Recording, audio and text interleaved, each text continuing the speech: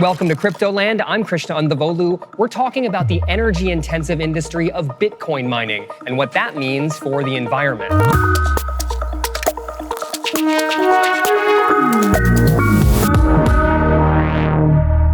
You used to be able to mine Bitcoin on a home computer, but these days, to make a buck as a miner, you need an industrial warehouse full of computer rigs that use a lot of energy. Alice Hines went to Texas, where a booming crypto mining industry is trying to take advantage of the state's abundant supply of energy.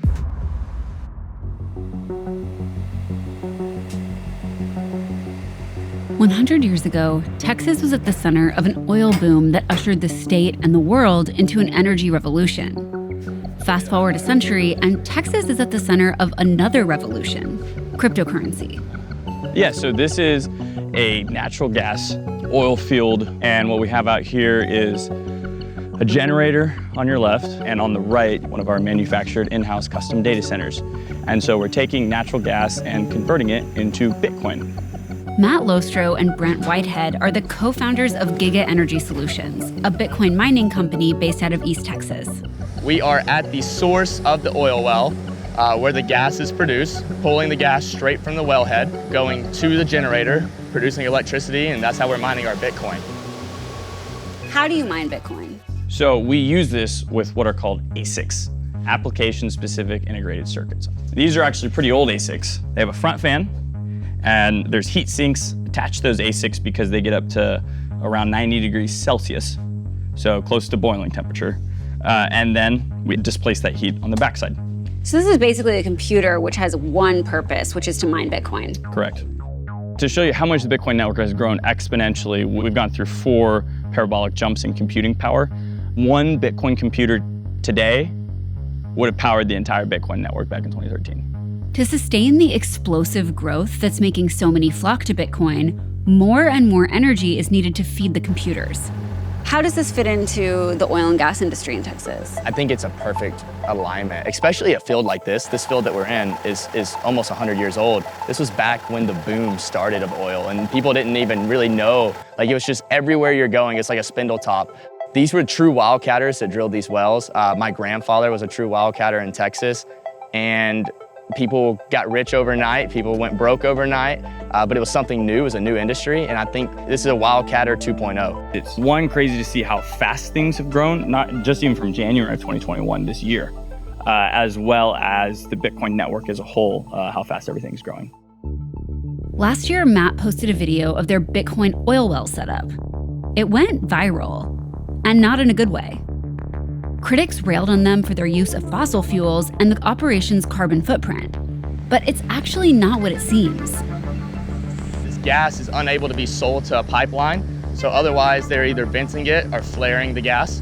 If you are venting the gas, you're just literally venting the methane into the atmosphere. It causes 85 times as much heating as what CO2 does to our atmosphere. It's really bad.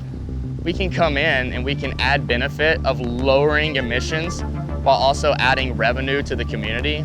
That's a win-win for everybody. Lowering emissions isn't a given in the world of crypto. When it comes to Bitcoin mining on a massive scale, the only thing that matters about electricity is that it's cheap. Which is why Texas, the only state in the country with its own grid, is prime real estate for crypto companies. So we have 3 buildings here, and each one of these buildings house the machines that mine cryptocurrency. Chad Harris is the CEO of Riot Windstone, a Bitcoin mining company located an hour north of Austin, right next to a decommissioned aluminum smelting plant and its still intact power station. Their Bitcoin mining operation is publicly traded and the largest in the country. So we actually have a water line that's a mile that goes throughout the site that brings water, puts it through here, and then recirculates it. And what happens is that you can feel there's about a 12 to 16 degree cooler feeling. Yeah, and the air that you feel moving is just from the machines. So we don't have any fans in here. So it's actually the machines suck the air in, and it actually works really well. How many machines do you have? There's approximately between 95 and 100,000 machines right now. Okay. Yeah, Why so just many? a few. Well, the whole idea, right, in this type of a business, when you build this scale, is to figure out how to put as many machines in as dense as possible using the most possible amount of power. And so the hum that we're hearing right now Is the fans. We're gonna go inside. Okay, I can feel like an insane heat, like desert wind blowing right now. It's actually really strong. Welcome to my sauna. It is extremely loud in here and extremely hot. Like 150 degrees. All of the heat gets captured in here and then it goes out the top of the building. It's like a chimney, right? And we came up with this for our own application, and we originally built it out of 2x4s. Chad and the folks at Windstone may have started small, but they're not building with 2x4s anymore. They're rapidly expanding their operations and have plans to open up more buildings like this one. So in total, when we finish, this will be 700 megawatts of capacity that power these buildings. And that's a ton of power. For context, 700 megawatts is the amount of power a city the size of Philadelphia uses each year. That's why mining is controversial. Ethereum, the second most used cryptocurrency, is currently building a new algorithm to move away from mining altogether. Evangelists tend to talk about Bitcoin as the future of money, a way for anyone and everyone to transact digitally across borders without any middlemen. At the first ever Texas Blockchain Summit, crypto evangelism was on full display. An eclectic mix of Texas's reigning and future Bitcoin titans and a few politicians assembled to pitch and be pitched on why Texas should be home to the next global crypto boom. My mom and I and my brother, we actually co-wrote this book called Crypto Rich. We teach a lot of millennials. We actually have courses at boot camps where we teach millennials in Houston, Texas, and all over the world. I DJ after hours on the weekends, and during the day I study crypto and produce podcasts about crypto. I produce music for podcasts. I produce podcasts. As a county judge in West Texas, did you ever think that you would have to learn so much about cryptocurrency of all things? Absolutely not. When you first heard the word like cryptocurrency, what did you think of it? Money coming back from the dead. You are all part of a movement that embraces decentralization, freedom, and the harnessing of our God-given creative talents in our communities, in Texas and across the world. Over the course of a day of speeches, panels, and cocktails, the digital wildcatters staked their claims and made their case. I believe the Texas Blockchain Council is going to make Bitcoin on par with gold. We have the opportunity to shape how tens of millions of Americans come to understand the value of this permissionless, open, monetary network. We are here today in Austin, Texas, to inaugurate a new era. Ladies and gentlemen, welcome to our first fireside chat with Texas Senator Ted Cruz. For Bitcoin, you need a lot of energy. And if there's one thing Texas has in large amounts, and if there's one thing Texas knows about deeply, it is energy.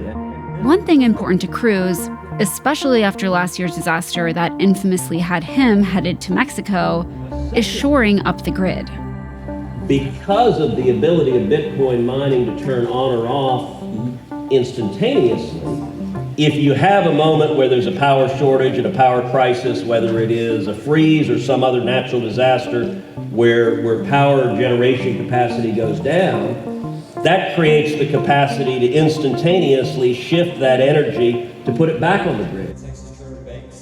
Are you worried about the environmental impact of cryptocurrency in general? No, I think cryptocurrency is a net plus for the environment, and in fact, a big net plus for the environment. Being able to unlock a lot of renewables is really important for the environment. I think being able to take stranded natural gas and put it to productive use is a big positive for the environment. And I also think if you look at the environment, pollution is directly connected to poverty. The poorer a community is, the more dirty the energy is they produce. If you're driving a brand new Tesla, that's great, but if you don't have the money to afford one, that doesn't help. What's exciting about Bitcoin also is that's a room full of entrepreneurs. That's a room full of people that are providing for their family, and that prosperity is a net positive for the environment as well. Texas's largest Bitcoin miners were similarly eager to make the point that crypto's energy consumption is an asset rather than a liability. global Bitcoin energy used is inconsequential on a whole when you look at the global energy use. As long as we're efficient in the process, procurement, and use of energy, you're providing, again, to billions of people, financial sovereignty without any harm to the planet. In truth, Bitcoin's value to the world is still being determined. But its value to miners is clear. On October 20th, a few weeks after this conference, the currency reached an all-time high price, $66,000. I didn't realize you'd be working this event. Oh yeah, I'm everywhere. You're everywhere. Everyone everywhere, yeah. There's something Bitcoin, we're here. So. What is the point of an event like this for you guys? Exposure to Bitcoin mining, and showing the narrative of, hey, it consumes power, but that's actually a good thing. So are coin boys the new cowboys? Texas is Bitcoin country, and Texas is full of cowboys, so this is the wild, wild west right now. It's awesome. So you're saying that crypto mining in Texas is the wild, wild west? Oh, yeah. Yes. So that means that some people are going to lose a lot of money. Probably. Yeah, oh yeah, there's people that have no idea what they're doing getting in the space, so. Where are they? I don't know.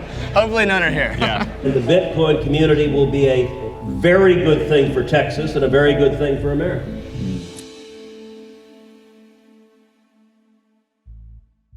Without question, crypto mining is booming anywhere anyone can get their hands on cheap electricity. Proponents think that this surge in demand will only help push our energy grids to be more green and stable. But is that just wishful thinking? Here to talk about it are Vice News' Alice Hines, Motherboard's AUDREY Carleton, and data scientist and founder of Digiconomist, Alex DeVries. Okay guys, thank you for joining me, first of all.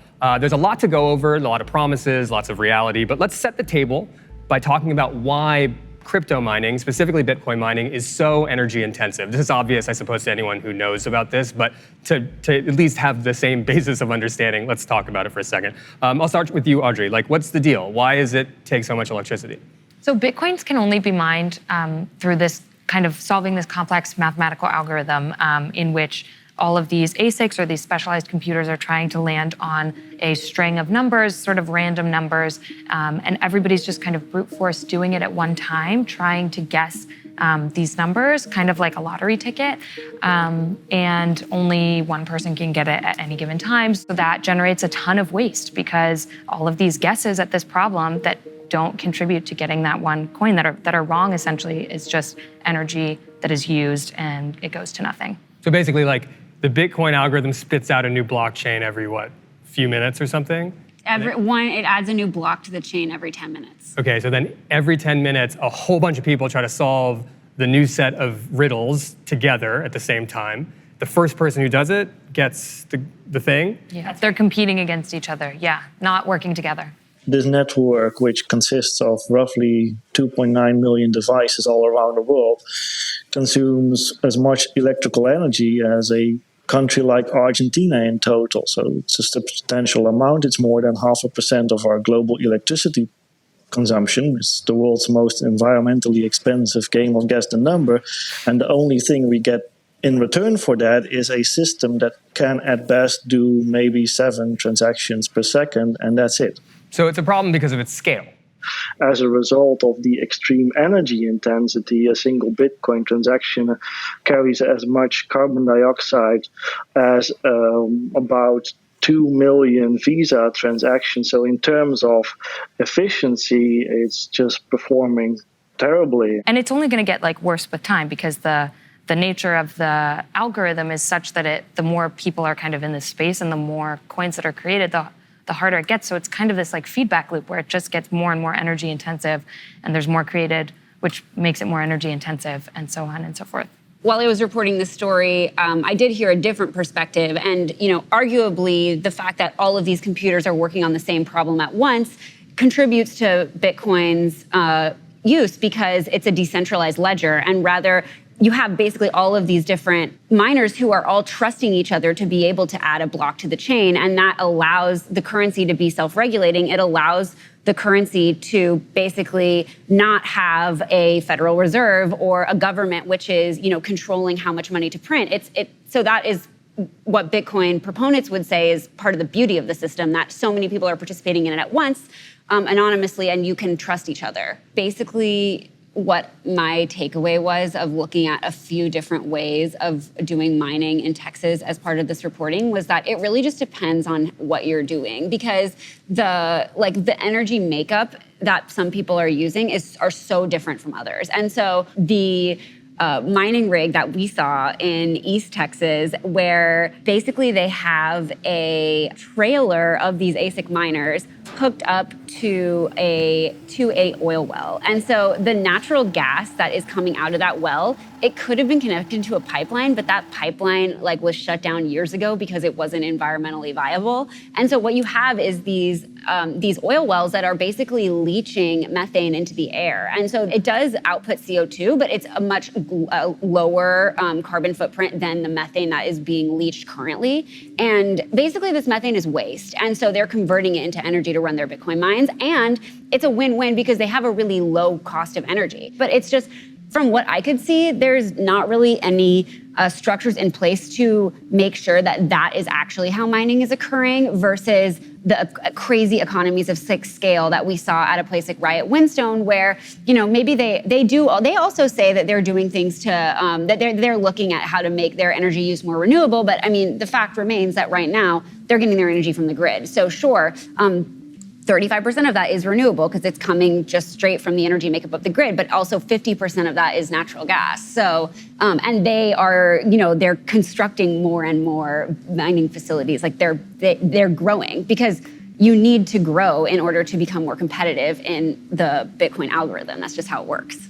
I think with the fossil fuels in Texas, it does sort of create this dangerous precedent that incentivizes the existence of these old wells that are flaring. And flaring is really dangerous and really bad, and it creates a lot of nuisance and a lot of disturbance, and getting rid of flaring is good. But that, I think, raises the question of should we just be shutting down and phasing out the fossil fuel industry, getting rid of these wells, revegetating the areas, or if we give it to crypto mines, then that just gives the state a reason to keep these things around that I would argue that we don't need anymore. It creates a pressure group that is now somewhat dependent upon a kind of thing that you'd rather get rid of. Yeah, but I mean, there are so many of these wells, and you're right that they're largely unregulated. And I think that what you're saying is all of these questions about, well, what should we actually be doing?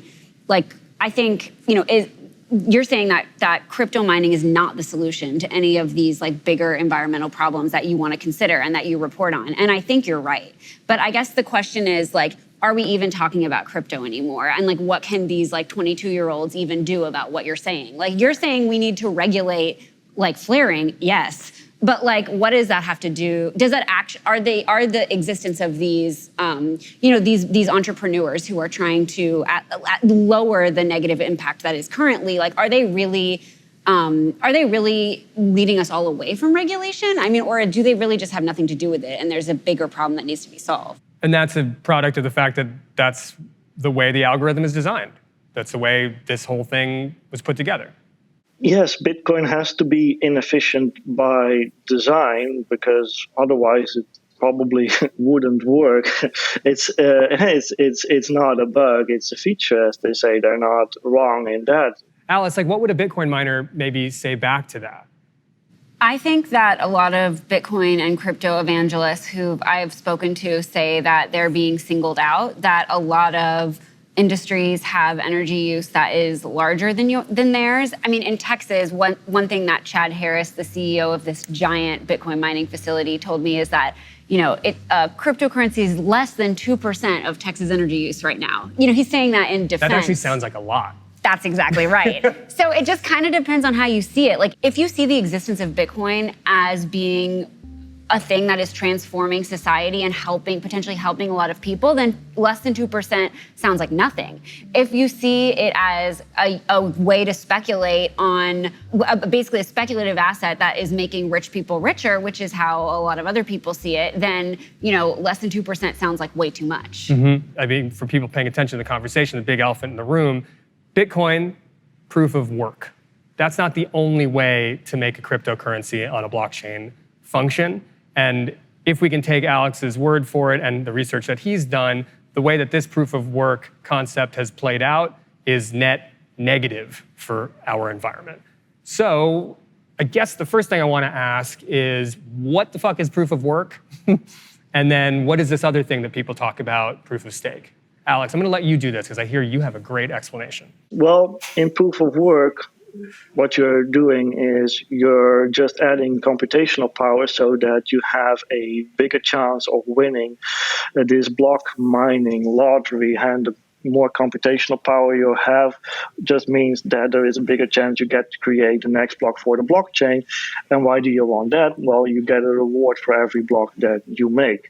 Now, if you switch that to these alternatives that are out there, the most popular one being proof of stake, then you change it around in the sense that your chance of winning doesn't depend on how much computational power you have, rather it depends on how much wealth you have in the system. So I saw a calculation last week that said if Ethereum, the second largest cryptocurrency of the moment, would switch to proof of stake, which is something that they're planning to do, they could save 99.93% of their current energy consumption. Aren't there like some ways that people are organizing themselves to think about regulating towards the future in that way so that, you know, the federal government doesn't say, hi, we just got hip to the calculation you did, Alex, about like kilograms of carbon in the atmosphere per transaction, and we're going to ban Bitcoin mining now.